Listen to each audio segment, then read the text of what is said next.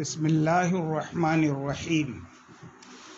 میں مجاہد حسین رضوی، استاذ دارالعلوم غریب نواز الہ آباد، درجہ رابعہ کے متعلمین سے مخاطب ہوں اور شرح جامی بحث اسم کا درس دینے جا رہا ہوں۔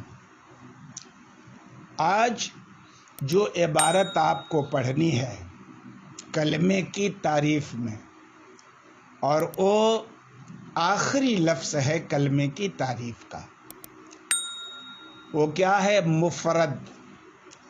وَهُوَ إِمَّا مَجْرُورٌ عَلَىٰ أَنَّهُ صِفَةٌ لِمَعْنًى وَمَعْنَاهُ حِينَئِذٍ مَا لَا يَدُلُّ جُزْءُ لَفْظِهِ عَلَىٰ جُزْئِهِ وَفِيهِ أَنَّهُ يُوهِمُ أَنَّ اللَّفْظَ مَوْضُوعٌ لِلْمَعْنَى الْمُتَّصِفِ بِالْإِفْرَادِ وَالتَّرْكِيبِ قَبْلَ الْوَضْعِ وَلَيْسَ الْأَمْرُ كَذَلِكَ فَإِنَّ اتصاف الْمَعْنَى بِالْإِفْرَادِ وَالتَّرْكِيبِ إِنَّمَا هُوَ بَعْدَ الْوَضْعِ فَيَنبَغِي أَنْ يُرْتَكَبَ فِيهِ تَجَوُّزٌ كما يرتكب في مثل من قتل قتيلا فله سلبه أو مرفوع على أنه صفة لللفظ ومعناه حينئذ ما لا يدل جزءه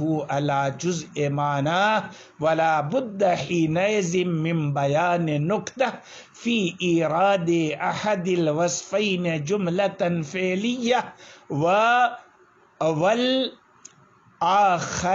والآخر مفردا وكأن النكتة فيه التنبيه على تقدم الوضع على الإفراد حيث أتى به بصيغة الماضي بخلاف الإفراد، وأما نسبه وإن لم يساعده رسم الخط فعلى أنه حال من المستكن في ودع أو من المعنى فإنه مفعول به بواسطة اللام، ووجه صحته أن الودع وإن كان مقدما على الإفراد بحسب الذات لكنه مقارن له بحسب الزمان، وهذا القدر كاف لصحة الحالية وقيد الإفراد لإخراج المركبات مطلقا سواء كانت كلامية أو غير كلامية،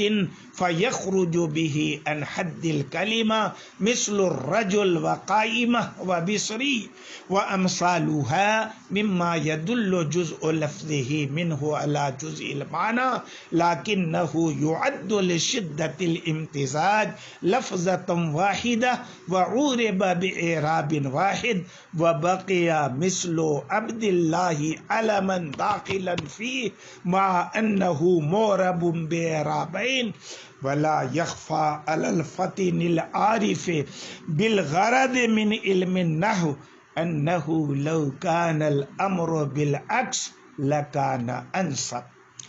اب آپ تشریح سماعت فرمائیں۔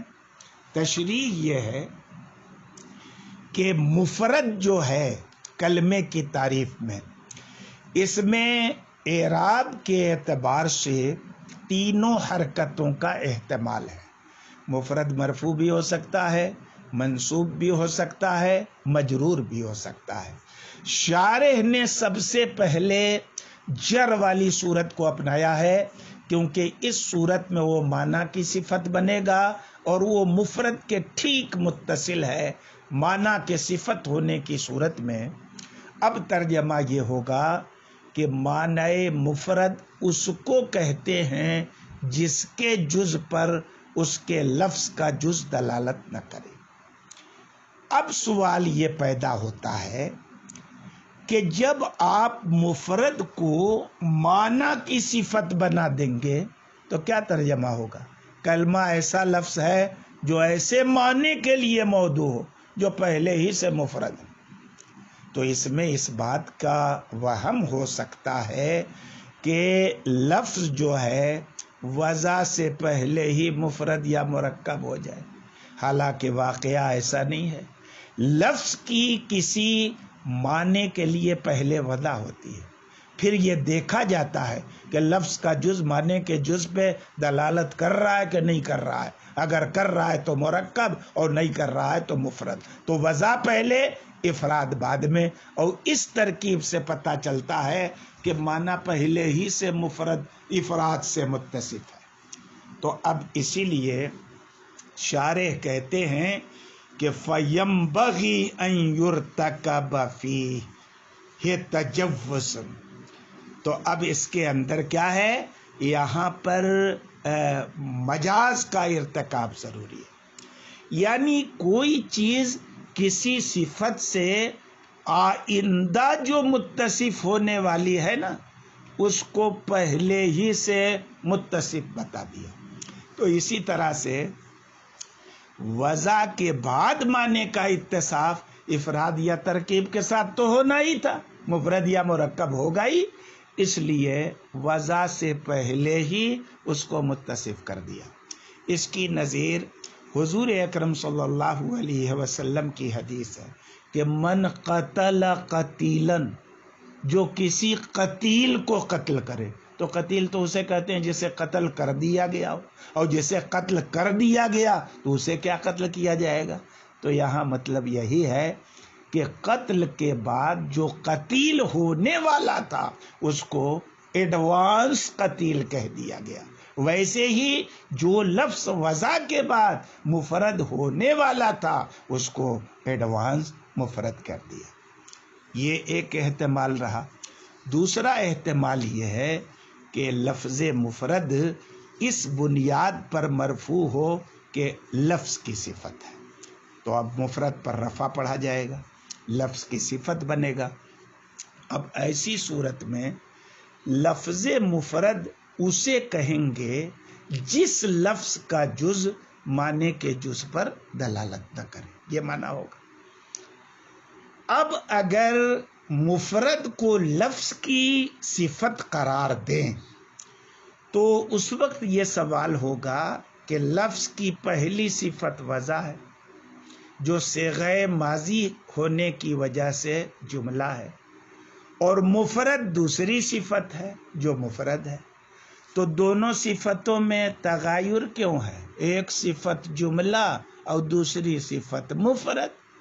اب شارح نے یقینی طور پر کوئی بات نہ کہہ کے یہ کہا ہے گویا کہ اس میں نکتہ یہ ہے، یعنی ایک صفت کو جملہ فعلیہ لانے میں، دوسری صفت کو مفرد لانے میں نکتہ یہ ہے کہ سامع کو، ناظر کو اس بات پر تنبیہ ہو جائے کہ لفظ کی وضع معنی کے لیے پہلے ہوتی ہے.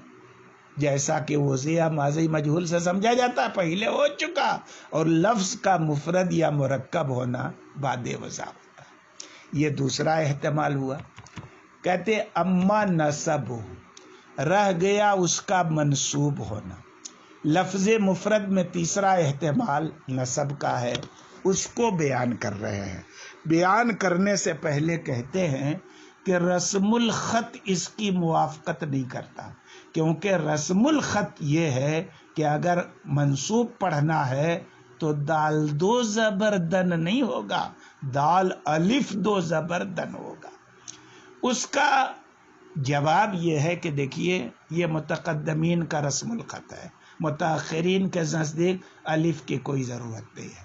اور دوسرا جواب یہ ہے کہ جب کہیں پر منصوب ہونا طے ہو تو الف لکھ دیا جاتا ہے، اور جب منصوب ہونا طے نہ ہو بلکہ مرفوع اور مجرور ہونے کا بھی احتمال ہو تو لکھا نہیں جاتا تاکہ تینوں احتمال برابر رہے.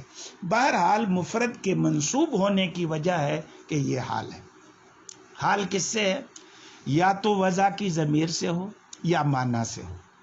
ان دونوں صورتوں میں ایک اعتراض پڑے گا.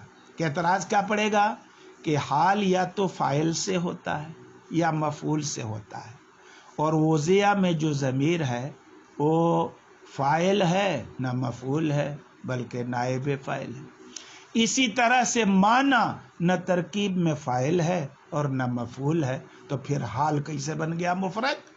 اس کا جواب یہ ہے کہ نائب فاعل بھی حکماً فاعل ہوتا ہے، اور صاحب مفصل کے نزدیک تو نائب فاعل حقیقتاً فاعل ہوتا ہے، اور اسی طرح سے جو معنی کا لفظ ہے وہ بھی بواسطہ حرف جار یعنی لام کے واسطے سے مفعول بہ ہے، یعنی مجرور نہیں ہے، دیکھنے میں مجرور ہے، حقیقتاً وہ لام کے واسطے سے مفعول بہ ہے، تو اب حال بننا صحیح ہو گیا۔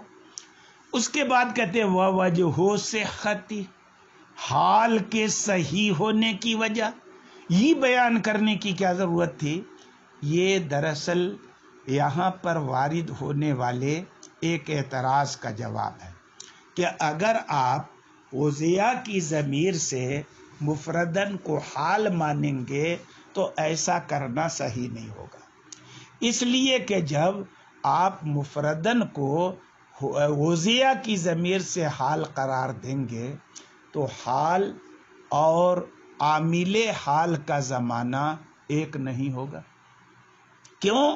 اس لیے کہ وضع پہلے ہوتی ہے اور مفرد ہونا بعد میں ہوتا ہے، تو وضع کا زمانہ مقدم ہے اور افراد کا زمانہ مؤخر ہے، تو حال میں عامل فعل کا زمانہ اور حال کا زمانہ دونوں ایک نہیں رہا، اور ہونا چاہیے ایک، تو حال بننا صحیح نہیں ہوگا۔ شارح نے اس کا جواب دیا ہے کہ وضع کو جو افراد پر تقدم ہے وہ ذاتی ہے نہ کہ زمانی، ذاتی ہے نہ کہ زمانی، یعنی افراد اپنے وجود میں وضع کا محتاج ہوتا ہے، تو طبعاً وضع یعنی ذاتی طور پر افراد سے مقدم ہوگا، لیکن وضع اور افراد دونوں کا زمانہ ایک ہی ہوگا، اور اتنی ہی یکسانیت حال بننے کے لیے کافی ہے۔ اچھی بات ہے صاحب۔ اب یہاں پر کلمے کی تعریف میں جو افراد کی قید لگائی گئی ہے، یہ افراد کی قید کا فائدہ کیا ہے؟ اس کا فائدہ بیان کرتے ہیں کہ افراد کی قید یہ مطلقاً مرکبات کو نکالنے کے لیے کہ کلمہ وہ ہوتا ہے جو مفرد ہو، تو اب سارے مرکبات نکل جائیں گے، خواہ مرکبات کلامیہ ہوں جیسے زید قائم، ضرب زید، یا غیر کلامیہ ہوں جیسے غلام زید، رجل عالم، یہ سارے مرکبات کلمے کی طرح تعریف سے خارج ہو گئے، اور جیسے یہ خارج ہو گئے اسی طرح سے الرجل، قائمۃ، بصری، یہ بھی خارج ہو گئے، یعنی ایسے سارے اسما جو دیکھنے میں ایک ہیں لیکن معنوی اعتبار سے وہ دو ہیں، یہ سب خارج ہو جائیں گے، کیونکہ الرجل میں الف لام کی الگ دلالت ہے، رجل کی الگ دلالت ہے، قائمتن میں قائم کی الگ دلالت ہے، تا کی الگ دلالت ہے، بصری میں بصرہ کی الگ دلالت ہے، یا نسبتی کی الگ دلالت ہے، تو یہاں لفظ کا جز معنی کے جز پر دلالت کرتا ہے، تو مفرد نہیں ہوا، بھلے شدت اتصال کی بنیاد پر ان کو ایک کلمہ سمجھا جاتا ہے۔ اچھی بات ہے، لیکن کلمے کی تعریف میں حالت علمیت والا عبداللہ داخل رہا۔ کیوں؟ کیونکہ عبداللہ میں دیکھنے میں بھلے دو لفظ ہے لیکن اس کے لفظ کا جز علم ہونے کی صورت میں معنی کے جز پر دلالت نہیں کرتا، کیونکہ عبداللہ پورا کا پورا ذات عبداللہ پہ دلالت کرتا ہے کہ نہیں؟ تو اب ایسی صورت میں عبداللہ جو ہے یہ کلمہ کی تعریف میں داخل رہے گا، لیکن شارح اس پر اعتراض کر رہے ہیں کہ نحو میں بالذات الفاظ سے بحث ہوتی ہے اور معنی سے بحث کیسے ہوتی ہے؟ ضمنی ہوتی ہے۔ اس لیے لفظ کے اعتبار سے جس کا اعراب ہو ایک ہو اس کو مفرد کہنا چاہیے، اور لفظ کے اعتبار سے جس کا اعراب دو ہو اس کو مرکب کرنا چاہیے۔ تو الرجل قائمۃ بصری کا اعراب چونکہ ایک ہے، لفظ میں ایک ہیں وہ، تو اس کو کلمہ میں شامل ماننا چاہیے۔ اور عبداللہ جس کے پہلے جز کا اعراب الگ ہے، دوسرے جز کا اعراب الگ ہے، جانی عبداللہ میں عبد فاعل ہونے کی بنیاد پر مرفوع، اس میں اور اس میں جلالت ہونے کی، اللہ میں اس میں جلالت مضاف الیہ ہونے کی بنیاد پر مجرور ہے۔ تو جن لفظوں کا اعراب دو ہے، لفظ دو ہیں، ان کو تو آپ کلمہ سے کے اندر مان رہے ہیں، اور جن کے الفاظ دیکھنے میں ایک معلوم ہو رہے ہیں، اعراب بھی ان کا ایک ہے، اس کو کلمے سے خارج کر رہے ہیں۔ تو اگر الٹا کرتے، الرجل قائمۃ بصری کو کلمہ میں داخل رکھتے اور حالت علمیت میں بھی عبداللہ کو کلمہ سے باہر رکھتے تو یہ زیادہ بہتر ہوتا۔ بس آج کے سبق میں اتنا ہی۔